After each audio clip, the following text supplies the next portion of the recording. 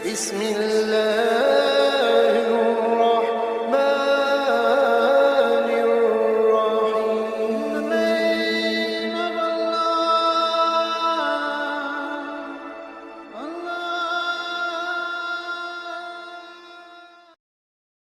الرجيم.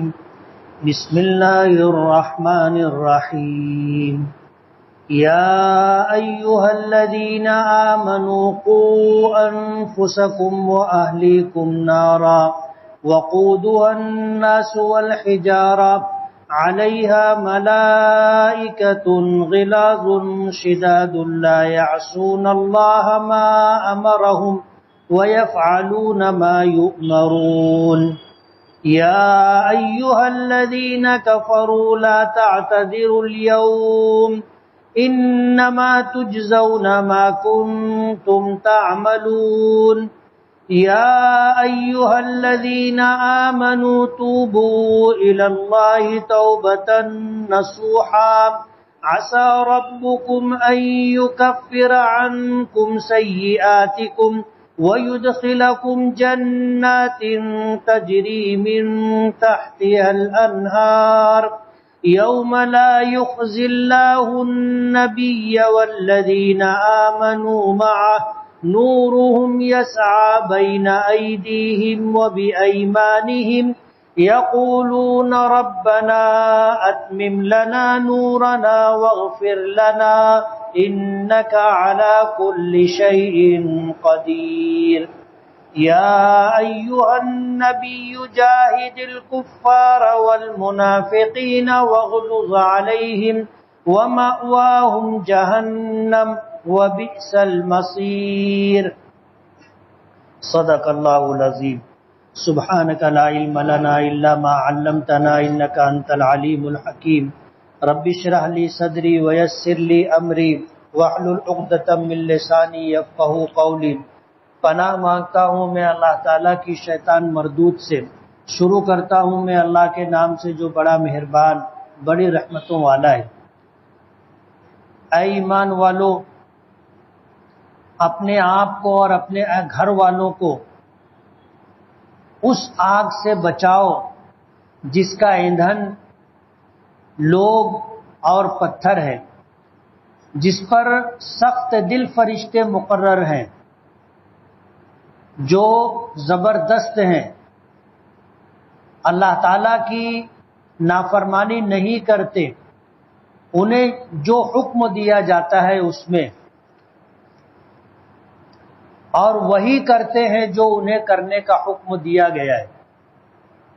اے ایمان والو، آج بہانے مت بناؤ، تمہیں وہی بدلہ دیا جائے گا جو تم کرتے تھے. اے ایمان والو، توبہ کرو، اللہ کی طرف رجوع کرو، سچی توبہ، صاف دل کے ساتھ. امید ہے کہ تمہارا پروردگار تمہارے گناہوں کو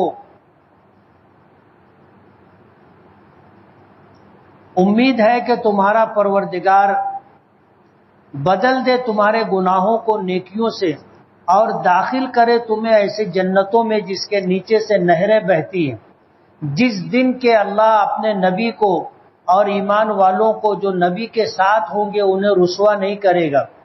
ان کے نور ان کے دائیں، ان کے آگے اور ان کے دائیں طرف ہوں گے، اور وہ دعا کر رہے ہوں گے کہ ہمارے پروردگار ہماری روشنی اور نور کو مکمل کر دے اور ہمیں بخش دے. بے شک بے شک آپ ہر چیز پر قادر ہیں. اے نبی، آپ جہاد کرو کافروں کے ساتھ اور منافق دغا بازوں کے ساتھ، اور سختی کرو ان پر، اور ان کا ٹھکانہ جہنم ہے اور وہ بہت برا ٹھکانہ ہے. یہ سورہ تحریم کی چند آیتیں ہیں جس کی تلاوت بھی آپ نے سنی، ترجمہ بھی آپ نے سنا. اللہ تعالیٰ نے اس میں ایمان والوں کو، کافروں کو اور منافقوں کو، تینوں کو مخاطب کیا ہے. کئی آیتیں ہیں. پہلی آیت کے اندر یہ ہے کہ ایمان والوں، اپنے آپ کو اور اپنے گھر والوں کو جہنم کی آگ سے بچاؤ. جہنم کی آگ ایسی آگ ہے جس کا ایندھن انسان اور پتھر ہے. آگ ہم لوگ دہکاتے ہیں، آگ لگتی ہے تو اس میں ایندھن ڈالنا پڑتا ہے. ہمارے یہاں ایندھن آگ کے لیے لکڑی ہے، کوئلہ ہے، اور پھر اس کے علاوہ لکوڈ میں پیٹرول ہے، گھاسلیٹ ہے، ڈیزل ہے. کچھ ایسی چیزیں ہیں جو ڈالو تو وہ جلتی ہیں تو آگ باقی رہتی ہے، نہ ڈالا جائے ایندھن تو تھوڑی دیر کے بعد آگ خود بخود جل کر کے ختم ہو جاتی. جہنم کی آگ دنیا کی آگ سے مختلف ہے، اور مختلف اس طرح ہے کہ اس کا ایندھن جو ہے انسان ہے، اس کا ایندھن پتھر ہے. ظاہر بات ہے دنیا کی آگ میں اگر انسانوں کو ڈالا جائے یا پتھر ڈالا جائے تو یہ اس کے ایندھن نہیں ہے، آگ باقی نہیں رہے گی، جلے گی نہیں، ختم ہو جائے گی. لیکن جہنم کی آگ کا ایندھن جو ہے انسان اور پتھر ہے. اللہ پاک ہر ایمان والے کو اس بات کا حکم دے رہے ہیں کہ اپنے آپ کو جہنم کی آگ سے بچاؤ. اور اسی پر بس نہیں ہے، ہر ایمان والے کی ذمہ داری ہے کہ اپنے گھر والوں کی بھی فکر کرے، ان کی اصلاح کرے، اپنے گھر والوں کو بھی جہنم میں جانے والے اعمال سے بچائے. صرف اپنی فکر کر لینا اور اپنے آپ کو جہنم کی آگ سے بچانے کی کوشش کرنا کافی نہیں ہے. کل قیامت کے دن ہماری بیوی، ہمارے بچے اور وہ جو ہمارے عیال میں تھے، یعنی ایسے لوگ جو بیوی بچے تو نہیں ہے، بھائی ہیں، بہن ہیں، جن کی سرپرستی ہم کرتے ہیں، جن کا خرچ ہم اٹھاتے ہیں اور جن کی نگہداشت ہم کرتے ہیں، ہماری ذمہ داری ہے کہ ان تمام لوگوں کی فکر کریں، ان کے ایمان کی، ان کے اعمال کی اصلاح کریں اور جہنم میں وہ نہ جائیں، اس بات کی ہم فکر کریں. ہر آدمی ذمہ دار ہے. نبی کریم صلی اللہ علیہ وسلم نے فرمایا الا کلکم راع، سن لو تم میں کا ہر شخص ذمہ دار ہے. وکلکم مسئول عن رعیتہ، اور تم میں سے ہر ایک سے پوچھ ہوگی اس کے اہل و عیال اور اس کی سرپرستی میں رہنے والوں کے بارے میں.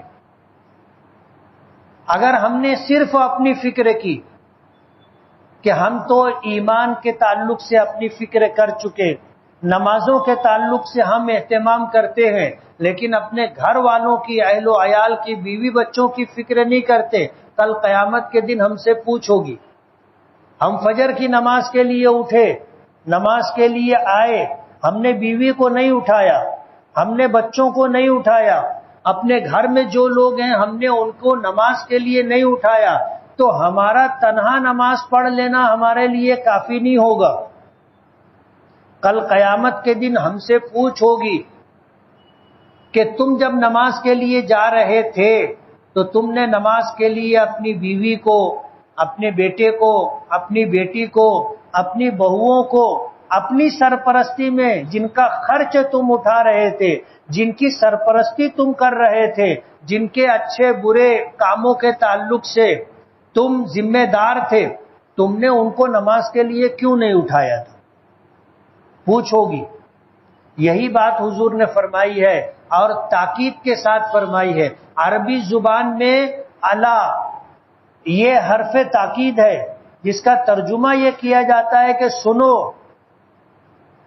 الا کلکم راعٍ، سنو، سن لو تم میں کا ہر شخص ذمہ دار.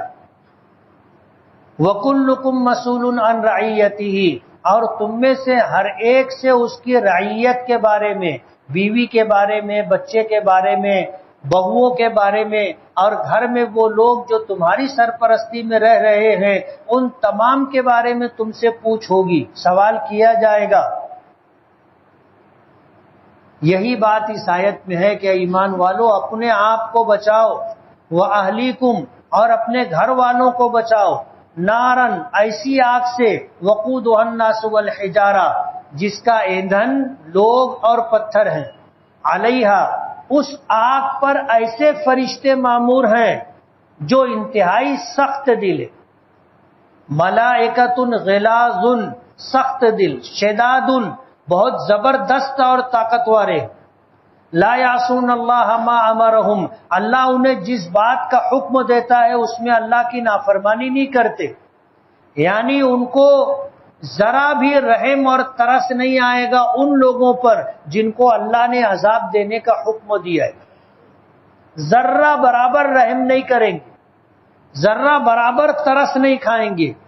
اللہ نے عذاب کا حکم دیا ہے، اللہ کے حکم کی تعمیل کرتے ہوئے عذاب میں کوئی رعایت نہیں کریں گے. وَيَفْعَلُونَ مَا يُؤْمَرُونَ، اور یہ فرشتے ہیں ہی ایسے کہ وہی کرتے ہیں جو انہیں کرنے کا حکم دیا جاتا ہے.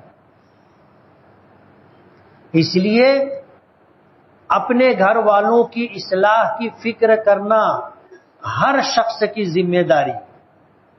صرف اپنے آپ کو سدھار لینا جنت میں جانے کے لیے کافی نہیں ہے.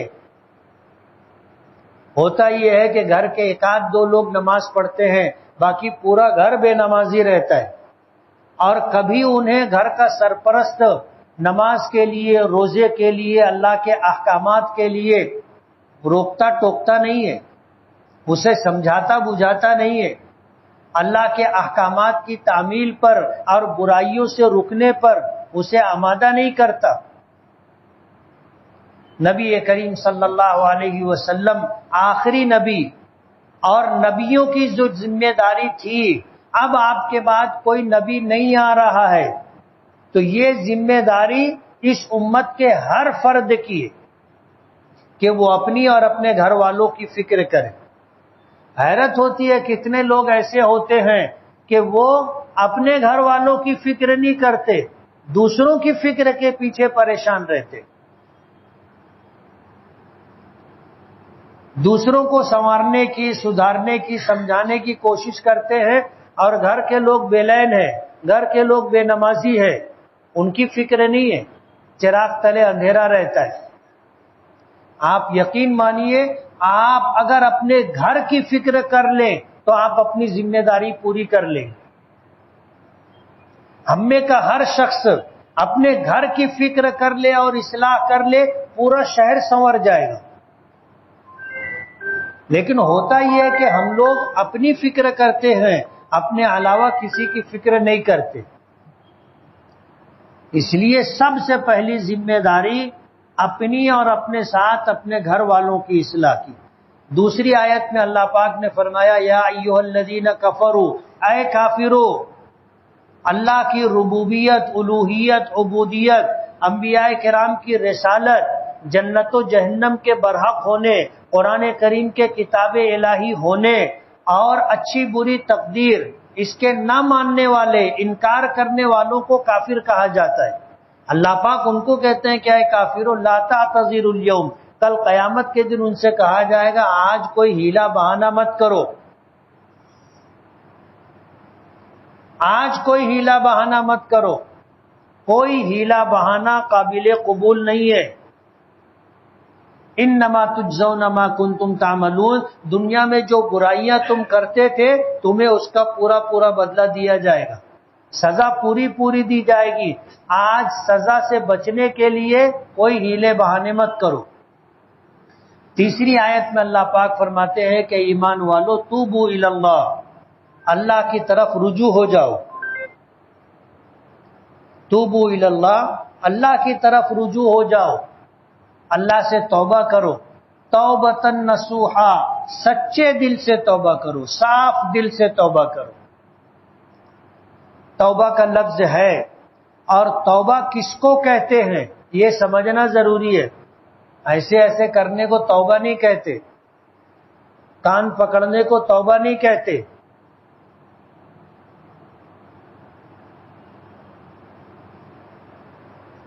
توبہ نام ہے اللہ کی طرف رجوع ہونے کا.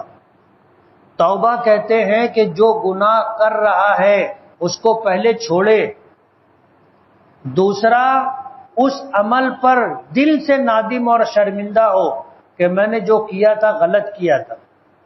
تیسری چیز آئندہ نہ کرنے کا پکا ارادہ کرے، پختہ ارادہ اور نیت کرے کہ اب آئندہ یہ گناہ نہیں کروں گا۔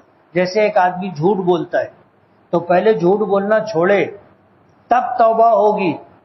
اگر جھوٹ بولنا نہیں چھوڑ رہا ہے اور توبہ کر رہا ہے تو یہ توبہ نہیں ہے، یہ اپنے آپ کو دھوکہ دے رہا ہے۔ اللہ کو تو دھوکہ نہیں دے سکتے، اپنے آپ کو دھوکہ دے رہا ہے۔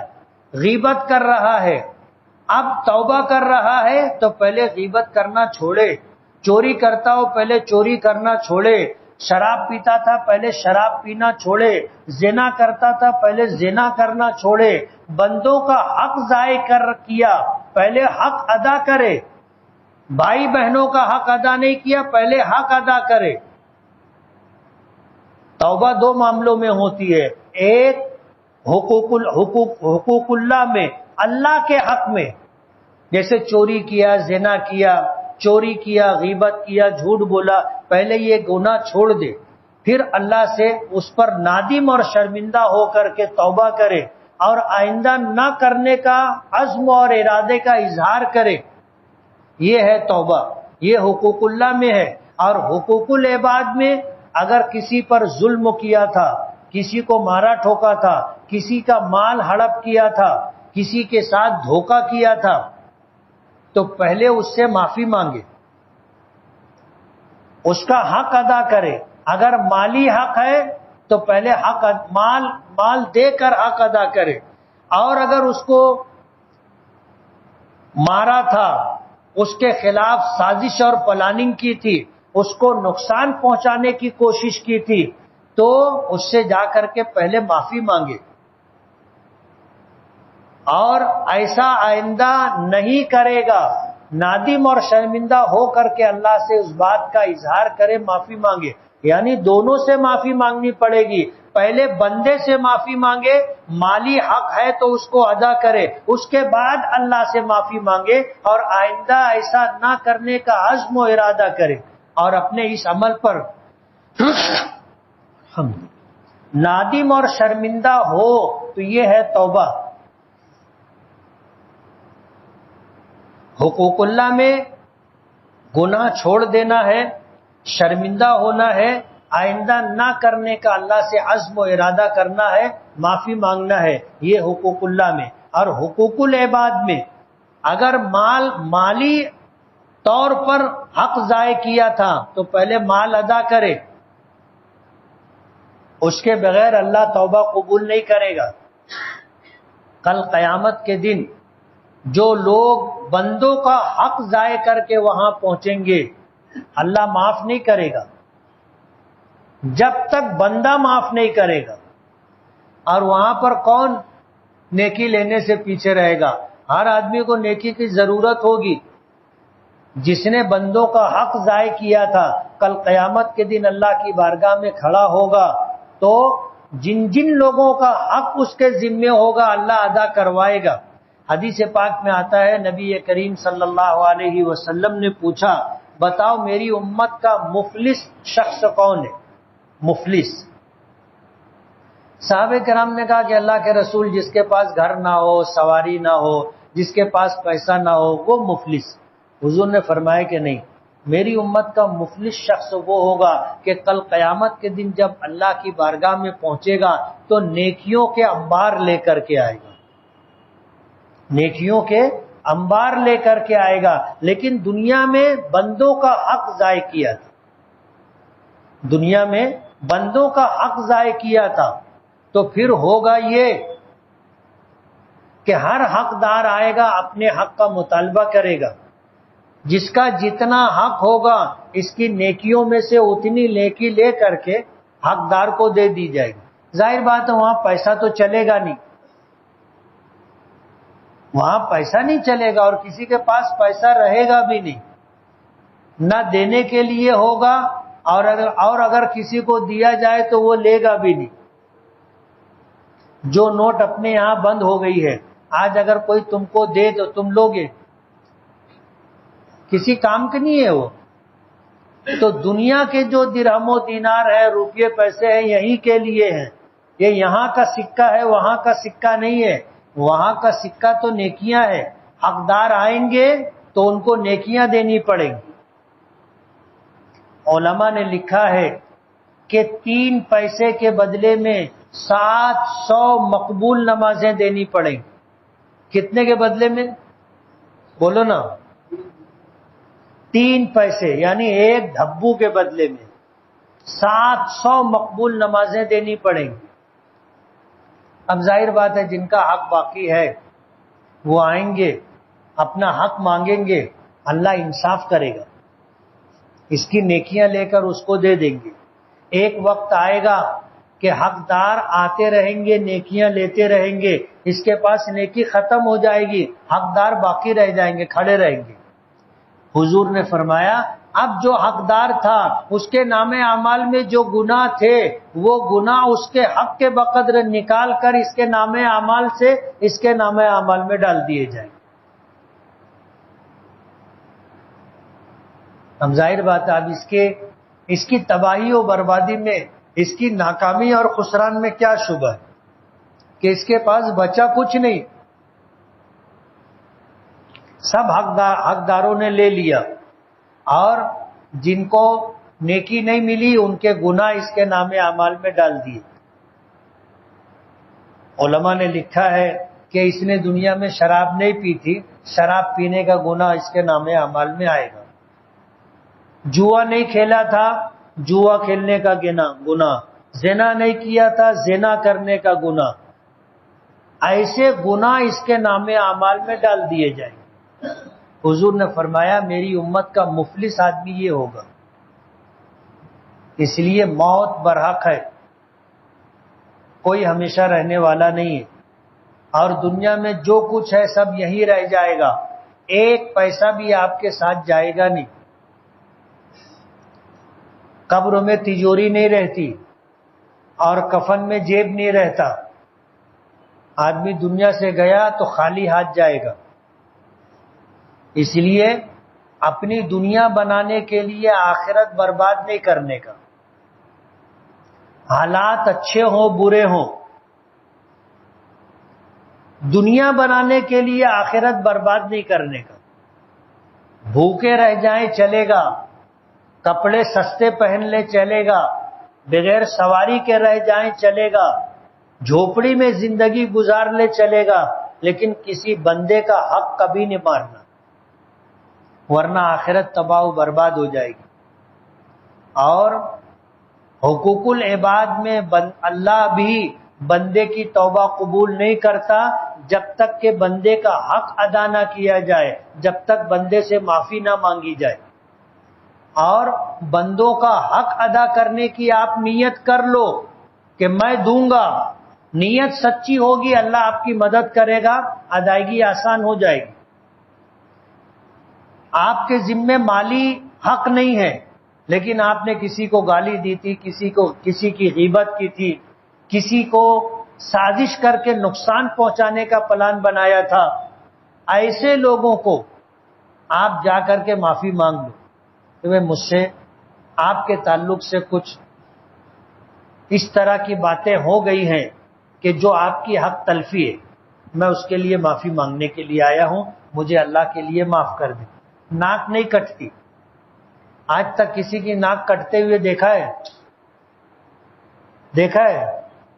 اس کے برعکس حضور نے فرمایا من تواضع للہ رفعہ اللہ، کہ جو اللہ کے لیے تواضع، چھوٹا بننا، کسر نفسی اختیار کرتا ہے، اللہ اس کو سربلندی عطا کرتا ہے۔ یعنی ناک نہیں کٹتی، ناک اونچی ہو جاتی ہے۔ آدمی ذلیل نہیں ہوتا، اللہ عزت عطا کرتا ہے۔ اس لیے جن کے حق میں اپنے سے کوتاہی ہو گئی ہو، جا کر کے معافی مانگ لینے کا کہ آپ کے حق کے تعلق سے میری طرف سے کوتاہی ہوئی ہے، آپ کی حق تلفی ہوئی ہے، میں نے آپ کی پیٹھ پیچھے آپ کی برائی کی تھی، میں نے پیٹھ پیچھے آپ کو نقصان پہنچانے کی پلاننگ کی تھی، مجھے اللہ کے لیے معاف کر دیں۔ معافی مانگنے سے نہ آدمی چھوٹا ہوتا ہے اور نہ ناک کٹتی ہے اور نہ ذلیل ہوتا ہے، اللہ عزت دیتا ہے۔ تو حقوق اللہ میں توبہ یہ ہے کہ پہلے گناہ چھوڑ دے، پھر شرمندہ و نادم ہو کر کے اللہ سے معافی مانگے اور آئندہ نہ کرنے کا عزم و ارادہ کرے، اور حقوق العباد میں پہلے بندوں کا حق ادا کرے، اگر مالی لین دین ہے تو کلیئر کرے، اگر اس کے پیٹھ پیچھے اس کی برائی کی، غیبت کی، اس کے اوپر تہمت رکھی، اس کو الزام لگایا، اس سے جا کر کے معافی مانگے، پھر شرمندہ ہو کر اللہ سے معافی مانگے اور آئندہ ایسا نہ کرنے کا عزم و ارادہ کرے، تب جا کر کے توبہ توبہ ہوگی اور قبول ہوگی، ورنہ یہ اپنے آپ کو دھوکہ دینا ہے۔ اگر تم نے اللہ سے توبہ کی سچے دل سے، اللہ تمہارے گناہوں کو نیکیوں سے بدل دے گا اور ایسی جنتوں میں داخل کرے گا جس کے نیچے سے نہریں بہیں گی، اور قیامت کے دن اللہ تعالیٰ اپنے نبی کو اور نبی کے ماننے والوں کو رسوا نہیں کرے گا، عزت دے گا، سربلندی عطا کرے گا، سرخ روئی عطا کرے گا۔ اور یہ لوگ جو ہوں گے، ایسے لوگ، ان کے لیے اللہ نور عطا کرے گا، ان کو جو ان کو چاروں طرف سے روشنی میں ان کو لیے ہوں گے، پل صراط پر ہوں گے، روشنی ان کے ساتھ ہوگی، جنت کی طرف چل رہے ہوں گے، روشنی ساتھ میں ہوگی، جب تک جنت میں داخل نہیں ہو جائیں گے وہاں تک یہ نور اور یہ روشنی ان کے ساتھ ہوگی، اور جو منافقین اور کافرین ہوں گے وہ اندھیرے میں ہوں گے، ان کو کچھ سجائی نہیں دے گا،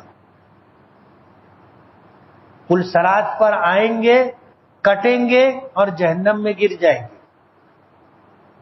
قرآن کریم میں آتا ہے کہ یہ جن کے پاس نور دیکھیں گے تو ان کو بولیں گے تھوڑا رکو، ہمیں بھی اپنے روشنی میں ساتھ میں لے کے چلو، تو فرشتے کہیں گے یہاں یہ سب کچھ نہیں ہوتا، ہر ایک کا نور اس کے کام آئے گا، دوسرے کو نہیں۔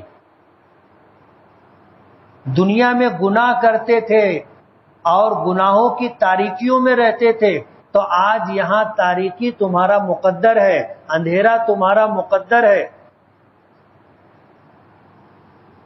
ایمان والے دعا کریں گے ربنا اتمم لنا نورنا، اے ہمارے پروردگار ہمارے نور کو مکمل کر دے، وغفر لنا، اور ہمیں بخش دے، بے شک آپ ہر چیز پر قادر ہیں۔ چوتھی آیت میں اللہ پاک نے اپنے نبی کو خطاب کیا ہے کہ یا ایھا النبی، اے نبی، جاہد الکفار، کفار کے ساتھ جہاد کرو، والمنافقین، اور منافقین کے ساتھ اللہ کے احکام کو جاری کرنے میں کوئی تردد مت کرو، سختی کرو، وغلظ علیہم، اور ان کے اوپر سختی کرو، ومأواہم جہنم، ان کافرین اور منافقین کا ٹھکانہ جہنم ہے، وبئس المصیر، اور جہنم بہت برا ٹھکانہ ہے۔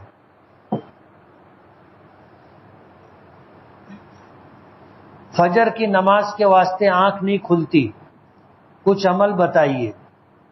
یہ اپنی کوتاہی ہے، سفر کرنا ہوتا ہے تو آنکھ کھلتی نا، بمبئی جانے کا ہے، گھڑی گھڑی آنکھ کھلتے رہتی۔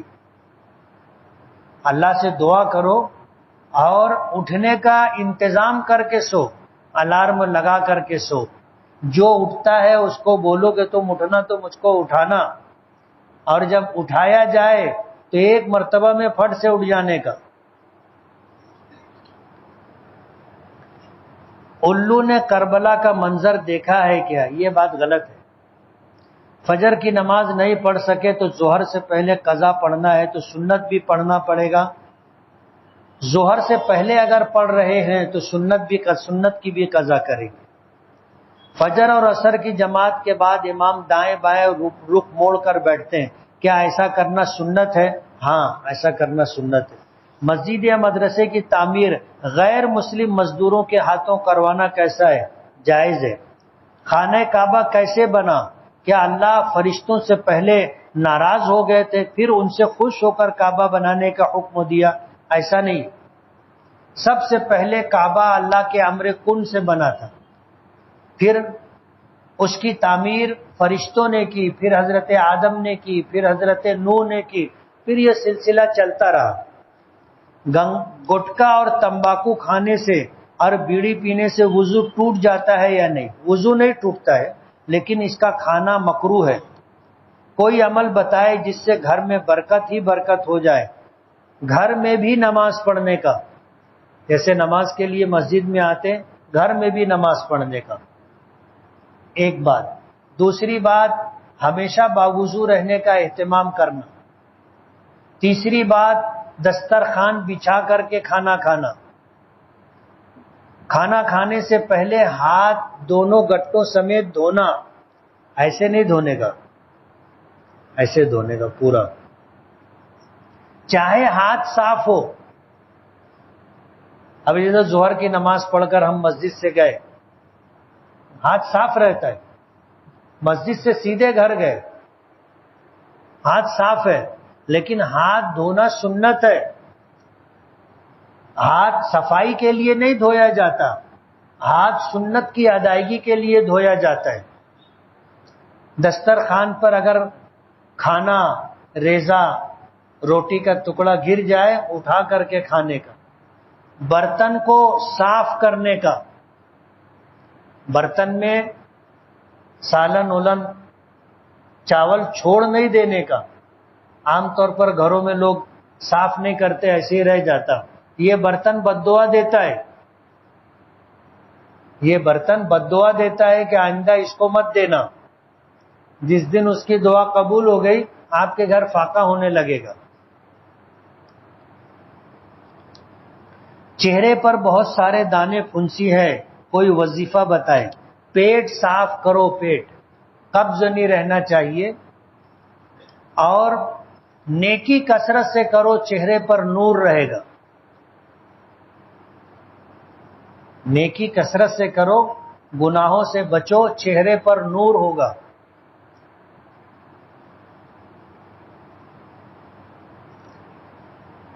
مفتی صاحب، کیا ہمارے آقا 3 دن کا باسی کھانا کھائے ہیں؟ اتنا رہتا ہی نہیں تھا کہ بچا کے رکھیں اور وہ باسی ہو، سمجھ رہے ہو؟ جو رہتا تھا ختم ہو جاتا تھا،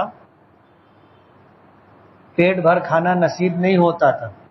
حدیث پاک میں آتا ہے کہ حضور پاک صلی اللہ علیہ وسلم نے ایک دن میں 2 وقت پیٹ بھر کھانا نہیں کھایا۔ میں حفظ کر رہا ہوں، اس سال حفظ مکمل ہو جائے گا، لیکن ہر وقت ٹینشن رہتا ہے کہ اس کو باقی کیسے رکھوں گا۔ روزانہ 3 پارہ قرآن کریم دیکھ کر کے پڑھو، حافظ بنے تو پورا یاد ہو گیا۔ اب یہ حفظ یاد رہے، روزانہ 3 پارہ دیکھ کے پڑھنے کا، اور اللہ توفیق دے پارہ آدھا پارہ جو ہو نماز کے اندر پڑھنے کا، انشاءاللہ کبھی بھولیں گے نہیں۔ میں وضو کر کے بیٹھتا ہوں تو اکثر ریح خارج ہو جاتی ہے، تو پھر وضو کر لینے کا۔ ایک مسلمان مرد کیا سونا استعمال کر سکتا ہے؟ مردوں کے لیے سونا استعمال کرنا حرام ہے، چاندی 3.5 ماشا استعمال کر سکتا ہے۔ جو آدمی دنیا میں سونا استعمال کرے گا، آخرت میں جنت میں اس کو سونا نہیں ملے گا۔ مالیگاؤں میں کیا آپ کے استاذ حافظ عبدالرؤف اسلام پورے والے تھے؟ ہاں، میں نے ان کے پاس جب حفظ کر رہا تھا تو کچھ سبق سنایا تھا۔ قربانی کرنے کا مقصد کیا ہونا چاہیے؟ مقصد یہ ہے کہ اگر کبھی اللہ کو راضی کرنے کے لیے، اللہ کے دین کی بقا، تحفظ، نشر و اشاعت کے لیے اپنی جان، اپنا مال، اپنی صلاحیت قربان کرنا پڑے تو میں اس سے دریغ نہیں کروں گا۔ قربانی واجب ہوتے ہوئے قربانی نہ کرے تو گنہگار ہوگا۔ بار بار احتلام ہو جاتا ہے، پیشاب کا قطرہ آتا رہتا ہے، اکثر نماز میں بھی قطرے کا شک ہونے لگتا ہے، اس کا کیا علاج ہے؟ احتلام ہو تو غسل کرنے کا، پیشاب کا قطرہ نکلے تو وضو کرنے کا، اور نماز میں اگر اس طرح کا شک ہو اور کپڑے وغیرہ پر گیلا پن نہ لگے، نہ دکھے، تو یہ صرف شک ہے، اس سے ذہن جھٹک دینے کا، اس سے وضو ٹوٹتا نہیں ہے، نماز نہیں ٹوٹتی ہے۔ جو شخص مکے یا مدینے میں عید الفطر کا چاند دیکھ کر عید منائے، کیا ایسے شخص پر حج فرض ہو گیا؟ کچھ لوگوں میں ایسی بات عام ہے۔ حج فرض ہونے کے لیے دو سبب ہے۔ ایک سبب یہ ہے کہ اس کے پاس مالی اعتبار سے استطاعت ہو، یعنی جہاں رہتا ہے وہاں سے حج کرنے جانے تک آنے تک پورا خرچہ اس کے پاس ہو، کسی کا مقروض نہ ہو، کسی کا حق اس کے ذمے باقی نہ ہو، اور سب کچھ کر کرا کے اتنا پیسہ ہو کہ وہ حج کرنے جا سکتا ہے، آ سکتا ہے، اور جتنے دن نہیں رہا گھر پر تو گھر والوں کے خرچے کا انتظام کر سکتا ہو، تو اس پر حج فرض ہے۔ دوسرا فرض کا سبب یہ ہے کہ آدمی حج کے مہینوں میں، یعنی شوال، ذیقعد اور ذی الحجہ کے 10 دن، 2 مہینے 10 دن میں وہ اللہ کا گھر اپنی آنکھ سے دیکھ لے۔ اب ظاہر بات ہے جو آدمی عید کا چاند وہاں دیکھا، عید کا پہلا دن ہے جس دن عید منائی جاتی ہے، اب اگر اس نے اللہ کا گھر دیکھ لیا تو اس پر حج فرض ہو گیا۔ لیکن اس حج کی فرضیت کے لیے ایک شرط ہے کہ حج تک وہاں رکنے میں کوئی دقت نہ ہو۔ آج سعودی حکومت رکنے نہیں دیتی، آج سعودی حکومت رکنے نہیں دیتی۔ جب اس کو رکنے نہیں دیتی تو اس پہ حج فرض نہیں ہوگا۔ زید اپنے مکان کے تعلق سے پریشان ہے، بیماری اور پریشانیوں کا شکار ہے۔ 2-3 جھاڑ پھونک کرنے والے کو بلایا تو انہوں نے بتایا کہ گھر فروخت کر دے جلدی سے۔ تو کیا بیماریوں اور پریشانیوں کا رہائش کی جگہ سے تعلق ہے اور جگہ تبدیل کرنے سے راحت ملے گی؟ کیا ایسا کرنا چاہیے؟ حضور نے فرمایا ہے کہ 3 چیزوں میں نحوست ہو سکتی ہے، 3 چیزوں میں نحوست ہو سکتی ہے، اور بعض علماء نے کہا کہ اگر نحوست ہوتی تو 3 چیزوں میں ہوتی، بیوی میں، گھر میں اور سواری میں۔ اب ظاہر بات ہے کہ نحوست ہے کہ نہیں ہے، شادی کرے گا، بیوی آئے گی تو معلوم پڑے گا، گھر لے گا، گھر میں رہے گا تو معلوم پڑے گا، سواری خریدے گا، سواری پر سفر کرے گا تو معلوم پڑے گا۔ تجربے سے یہ بات معلوم ہوتی ہے۔ اس بنا پر گھر میں نحوست ہو سکتی ہے، لیکن یہ کہ جھاڑ پھونک والے آ کر کے بتائے، ان کی بات پہ بھروسہ نہیں۔ بھروسہ اپنے تجربے پر کہ اگر گھر میں رہتے ہوئے بیمار رہ رہے ہیں، پریشانی ہے، تکلیف ہے، تو گھر بدل کر دیکھ لینا چاہیے۔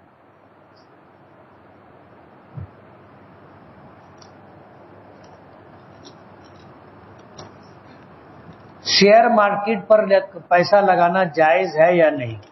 شیئر کہتے ہیں پارٹنرشپ کو، پارٹنرشپ کو۔ اب جس چیز میں آپ پارٹنر بن رہے ہو وہ کاروبار اگر جائز ہے تو پارٹنر بننا بھی جائز ہے، اگر وہ کاروبار ناجائز ہے تو پارٹنر بننا بھی ناجائز ہے۔ عورتیں ماہواری آنے سے پہلے کپڑا لگا لیں تو کیا نماز ہو سکتی ہے؟ جو کپڑا استعمال کرے گی، لگائے گی، وہ کپڑا اگر پاک ہے تو نماز ہو جائے گی۔ میں ایک طالب علم ہوں اور ایک ٹیوشن میں پڑھتا ہوں۔ داخلے کے وقت ایک فیس مقرر کی گئی تھی، مگر ٹیچر نے اپنا کورس پورا نہیں کیا، تو کیا میں کچھ پیسے کم دے سکتا ہوں یا پھر پوری فیس دینی پڑے گی؟ یہ ایک ایگریمنٹ ہے، ایک معاہدہ ہے کہ میں تم کو اتنی فیس دوں گا اور اس کے بدلے میں تم مجھے اتنا پڑھاؤ گے، یہ ایک ایگریمنٹ ہے۔ اب تم نے فیس پوری دی، اس نے آپ کو جو کچھ پڑھانا تھا وہ نہیں پڑھایا، تو اس نے آپ کا پورا حق ادا نہیں کیا، آپ حساب کر کے اتنا پیسہ واپس لے سکتے ہو۔ حضور بچپن میں جب اپنی والدہ اور باندی ام ایمن کے ساتھ اپنے والد کی قبر پر پہنچے تو اس واقعے کی کیا تفصیل ہے؟ انہوں نے اپنے والد کی قبر کو پکڑ کر کیا کہا تھا؟ بہت تفصیلی بات ہے۔ میری بیوی پرائے مرد سے بات کرتی تھی، اب مجھ سے معافی مانگ رہی ہے اور بول رہی ہے میرے ماں باپ کی خاطر مجھے معاف کر دو، میں کیا کر دوں؟ اگر اس نے اپنی یہ عادت چھوڑ دی ہے تو معاف کر دینا چاہیے۔ میرا دل اس کو معاف کرنے کے لیے مطمئن نہیں ہے، معاف کر دینا چاہیے۔ جب وہ خود ہی قبول کر لیے، وہ نہیں قبول کرتی تو تم کو معلوم بھی نہیں تھا نا۔ اس اللہ کی بندی نے جب اس کو اپنی غلطی کا احساس ہو گیا، آپ سے معافی مانگ رہی ہے تو معاف کر دو۔ رزق میں برکت، عمروں میں برکت کے لیے کوئی عمل بتائے۔ میرا منیجر کے وہاں پر شادی ہے، ان کی لڑکی کی مجھے انہوں نے انوائٹ کیا ہے، تو کیا میں شادی میں جا سکتا ہوں؟ منیجر ہندو ہے، جا سکتے ہیں۔ کسی کے یہاں خوشی غمی میں شرکت کے لیے مذہب کا کوئی عمل دخل نہیں ہے۔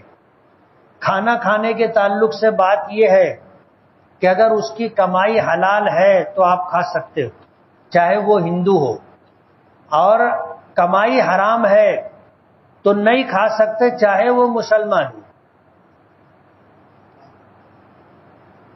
کوئی ایسا عمل بتائیے جس سے حضور کی خواب میں زیارت ہو۔ کثرت سے درود پاک پڑھنا، گناہوں سے بچنا اور نمازوں کا اہتمام کرنا۔ ارطغرل غازی، عثمان غازی وغیرہ جو اسلام کے نام پر سیریل بنی ہے، اس کو دیکھنے کا کیا حکم ہے؟ بہت سارے علماء بھی دیکھتے ہیں اور اجازت بھی دیتے ہیں، جائز نہیں۔